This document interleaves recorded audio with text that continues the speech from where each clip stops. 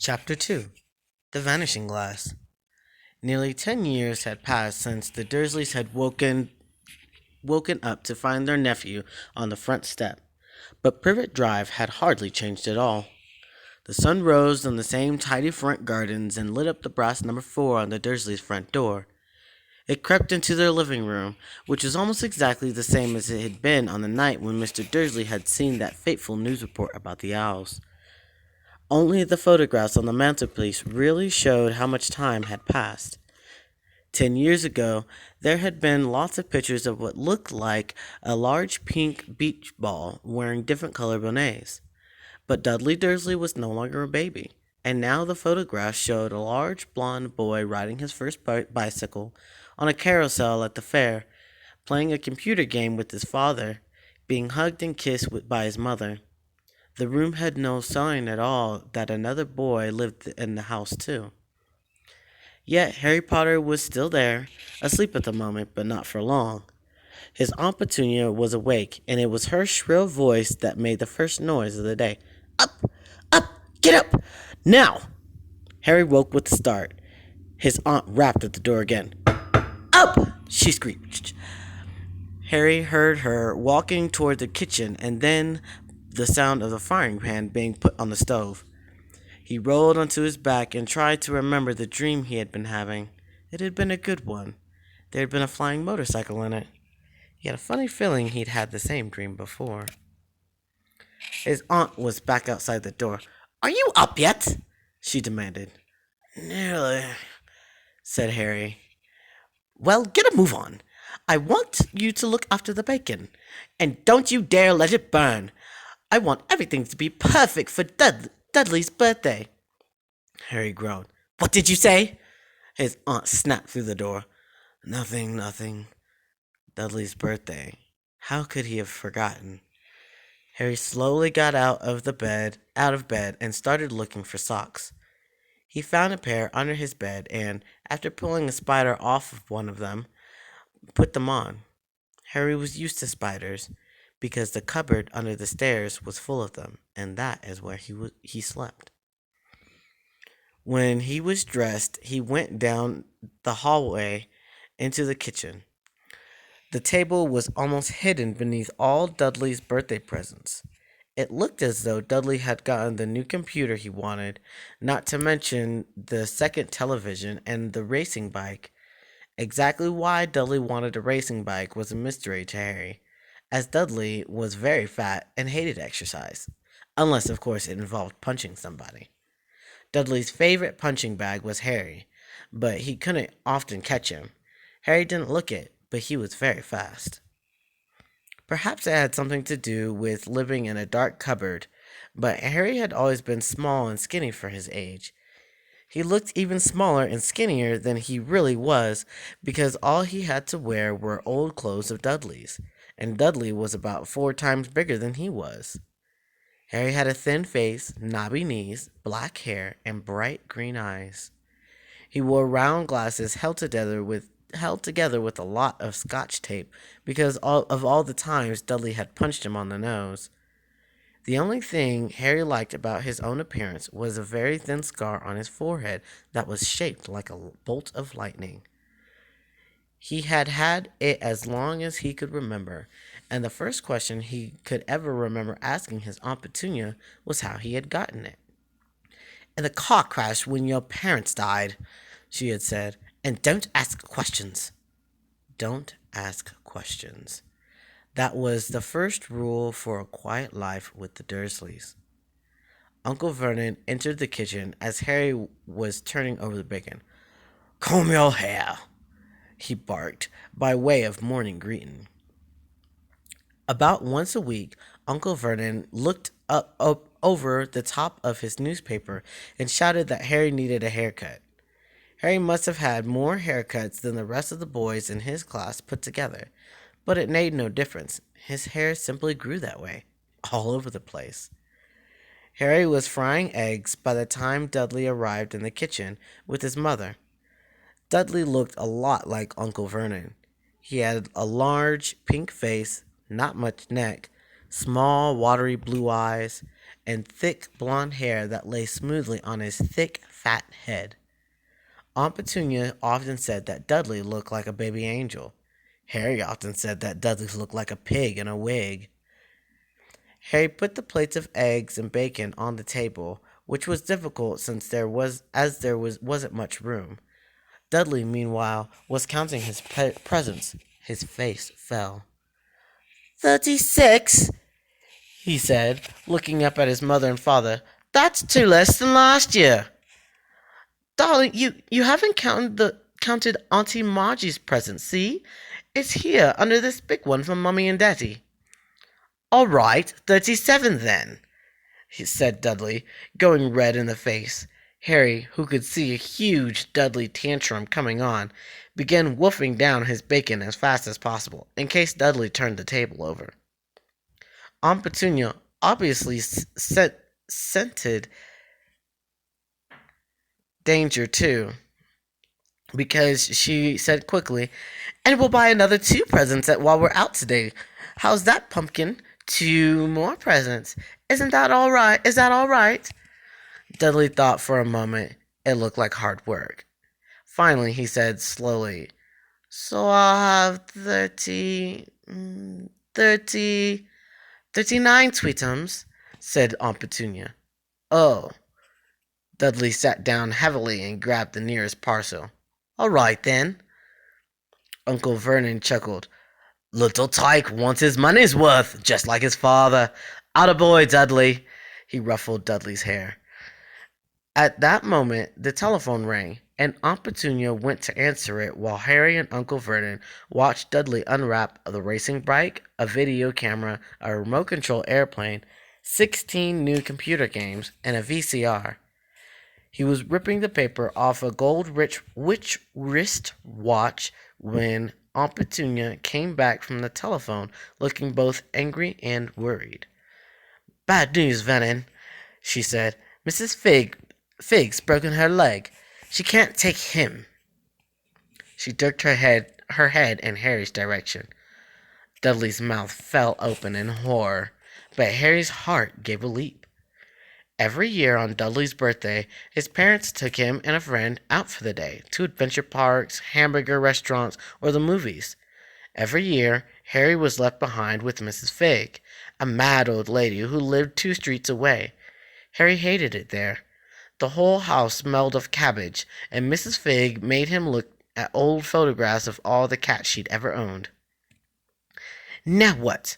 said Aunt Petunia, looking furiously at Harry, as though he'd planned this. Harry knew he ought to feel sorry that Mrs. Fig had broken her leg, but it wasn't easy when he reminded himself it would be a whole year before he had to look at Tibbles, Snowy, Mr. Paws, and Tufty again. "We could phone Marge," Uncle Vernon suggested. "Don't be silly, Vernon. She hates the boy." The Dursleys often spoke about Harry like this, as though he wasn't there, or rather, as though he was something very nasty that couldn't understand them, like a slug. "What about what's her name, your friend, Yvonne? On vacation in Majorca," snapped Aunt Petunia. "You could just leave me here," Harry put in hopefully. He'd be able to watch what he wanted on television for a change, and maybe even have a go on Dudley's computer. Aunt Petunia looked as though she'd just swallowed a lemon. "And come back and find the house in ruins," she snarled. "I won't blow up the house," said Harry, but they weren't listening. "I suppose we could take him to the zoo," said Aunt Petunia slowly, "and leave him in the car." "That's a new car. That car's new. He's not sitting in it alone." Dudley began to cry loudly. In fact, he wasn't really crying. It had been years since he'd really cried, but he knew that if he screwed up his face and wailed, his mother would give him anything he wanted. Dinky Duddy Dums. Dinky Duddy Dums, don't cry. Mummy won't let him spoil your special day." she cried, flinging her arms around him. I don't want him to come, Dudley yelled between huge pretend sobs. He always spoils everything. He shot Harry a nasty grin through the gap in his mother's arms. Just then, the doorbell rang. Oh, good Lord, they're here, said Aunt Petunia frantically, and a moment later, Dudley's best friend, Piers Pollicus, walked in with his mother. Piers was a scrawny boy with a face like a rat. He was usually the one who held people's arms behind their backs while Dudley hit them. Dudley stopped pretending to cry at once. Half an hour later, Harry, who couldn't believe his luck, was sitting in the back of the Dursleys' car with Piers and Dudley on the way to the zoo for the first time in his life. His aunt and uncle hadn't been able to think of anything else to do with him, but before they left, Uncle Vernon had taken him aside. I'm warning you, he said, putting his large purple face right up close to Harry's. I'm warning you now, boy. Any funny business, anything at all, and you'll be in that cupboard from now until Christmas. I'm not going to do anything, said Harry, honestly. But Uncle Vernon didn't believe him. No one ever did.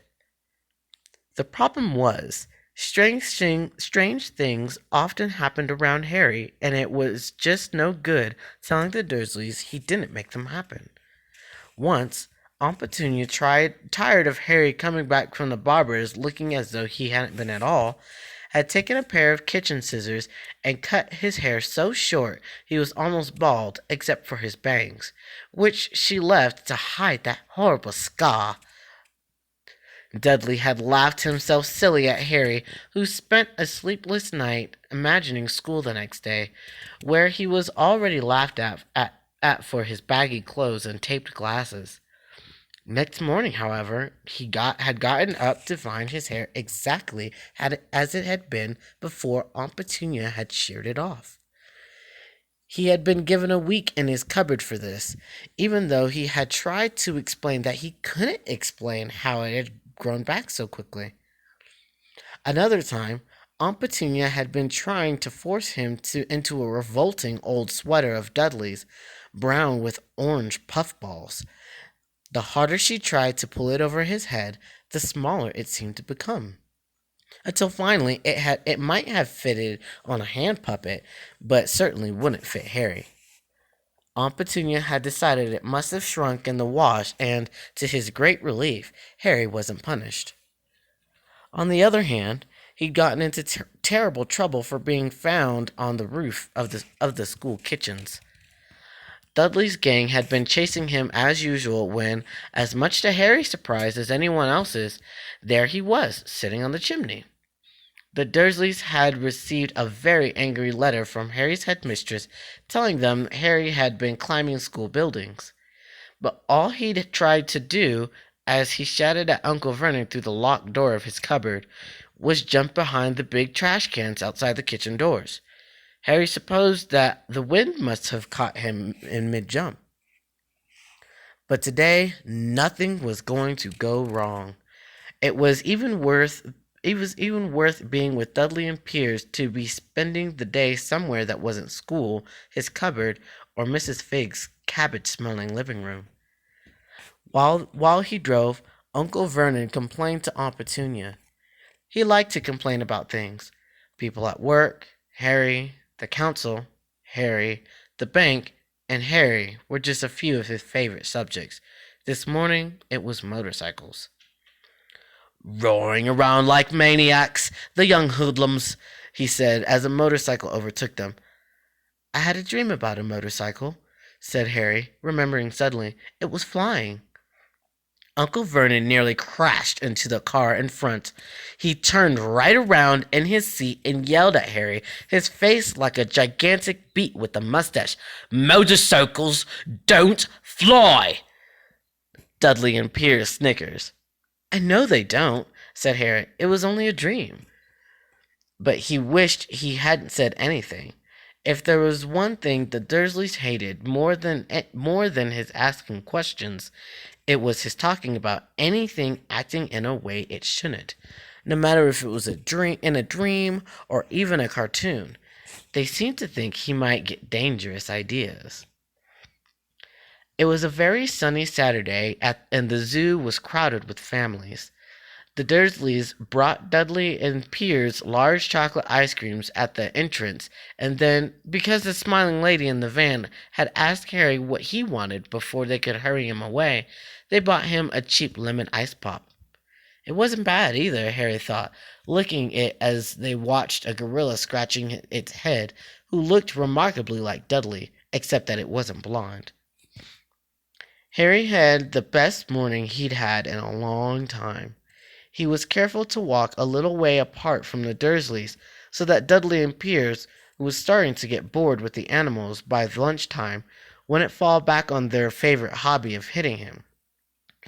They ate in the zoo restaurant, and when Dudley had done when Dudley had a tantrum because his Knickerbocker glory didn't have enough ice cream on top, Uncle Vernon bought him another one, and Harry was allowed to finish the first. Harry felt afterward that he should have known it was all too good to last. After lunch, they went to the reptile house. It was cool and dark in there, with lit windows all along the walls. Behind the glass, all sorts of lizards and snakes were crawling and slithering over bits of wood and stone. Dudley and Piers wanted to see huge poisonous cobras and thick man-crushing pythons. Quickly found the largest snake in the place. It could have wrapped its body twice around Uncle Vernon's cart and crushed it into a trash can. But at the moment it didn't look in the mood. In fact, it was asleep. Dudley stood with his nose pressed against the glass, staring at the glistening brown coils. "Make it move," he whined at his father. Uncle Vernon tapped on the glass, but the snake didn't budge. "Do it again," Dudley ordered. Uncle Vernon rapped on the glass smartly with his knuckles, but the snake just snoozed on. "This is boring," Dudley moaned. He shuffled away. Harry moved in front of the tank and looked intently at the snake. He wouldn't have been surprised if it had died of boredom itself. No company except stupid people drumming on their fingers on the glass, trying to disturb it all day long. It was worse than having a cupboard as a bedroom, where the only visitor was Aunt Petunia hammering on the door to wake you up. At least he got to visit the rest of the house. The snake suddenly opened its beady eyes. Slowly, very slowly, it raised its head until its eyes were on a level with Harry's. It winked. Harry stared. Then he looked quickly around to see if anyone was watching. They weren't. He looked back at the snake and winked too. The snake jerked its head toward Uncle Vernon and Dudley, then raised its eyes to the ceiling. It gave Harry a look that said quite plainly, "I get that all the time." "I know," Harry murmured through the glass, though he wasn't sure the snake could hear him. "It must be really annoying." The snake nodded vigorously. "Where do you come from, anyway?" Harry asked. The snake jabbed its tail at a little sign next to the glass. Harry peered at it. "Boa Constrictor, Brazil." "Was it nice there?" The boa constrictor jabbed its tail at the sign again, and Harry read on. "This specimen was bred in the zoo." "Oh, I see. You've never been to Brazil." As the snake shook its head, a deafening shout behind Harry made both of them jump. "Dudley! Mr. Dursley, come look at the snake! You won't believe what it's doing!" Dudley came waddling toward them as fast as he could. "Out of the way, you!" he said, punching Harry in the ribs. Caught by surprise, Harry fell hard on the concrete floor. What came next happened so fast no one saw how it happened. 1 second, Piers and Dudley were leaning right up close to the glass. The next, they had leapt back with howls of horror. Harry sat up and gasped. The glass in front of the boa constrictor's tank had vanished. The great snake was uncoiling itself rapidly, slithering out onto the floor. People throughout the reptile house screamed and started running for the exits. As the snake slid swiftly past him, Harry could have sworn a low, hissing voice said, "Brazil, here I comes. Thanks, amigo." The keeper of the reptile house was in shock. "But the glass," he kept saying. "Where did the glass go?" The zoo director himself made Aunt Petunia a cup of strong, sweet tea while he apologized over and over again. Piers and Dudley could only gibber. As far as Harry had seen, the snake hadn't done anything except snap playfully at their heels as it passed. But by the time they were all back in Uncle Vernon's car, Dudley was telling them how it had nearly bitten off his leg, while Piers was swearing it had tried to squeeze him to death. But worst of all, for Harry at least, was Piers calming down enough to say, "Harry was talking to it, weren't you, Harry?" Uncle Vernon waited until Piers was safely out the house before starting on Harry. He was so angry he could hardly speak. He managed to say, "Go, cupboard, stay, no meals," before he collapsed into a chair, and Aunt Petunia had to run and get him a large brandy. Harry lay in his dark cupboard, much later, wishing he had a watch. He didn't know what time it was, and he couldn't be sure the Dursleys were asleep yet. Until they were, he couldn't risk sneaking into the kitchen for some food. He'd lived with the Dursleys almost 10 years. 10 miserable years. As long as he could remember anyway. Ever since he'd been a baby and his parents had died in that car crash. He couldn't remember being in the car when his parents had died. Sometimes, when he strained his memory during long hours in his cupboard, he came up with a strange vision. A blinding flash of green light and a burning pain on his forehead. This, he supposed, was the crash, though he couldn't imagine where all the green light came from. He couldn't remember his parents at all. His aunt and uncle never spoke about them, and of course he was forbidden to ask questions. There were no photographs of them in the house. When he had been younger, Harry had dreamed and dreamed of some unknown relation coming to take him away, but it had never happened. The Dursleys were his only family. Yet sometimes he thought, or maybe hoped, that strangers in the street seemed to know him. Very strange strangers they were, too. A tiny man in a velvet top hat had bowed to him once while shopping with Aunt Petunia and Dudley. After asking Harry furiously if he knew the man, Aunt Petunia had rushed them out of the shop without buying anything. A wild-looking old woman, dressed all in green, had waved merrily at him once on a bus. A bald man in a very long purple coat had actually shaken his hand in the street on the other day, and then walked away without a word. The weirdest thing about all these people was the way they seemed to vanish the second Harry tried to get a closer look. At school, Harry had no one. Everybody knew that Dudley's gang hated that old Harry Potter and his baggy old clothes and broken glasses, and nobody liked to disagree with Dudley's gang.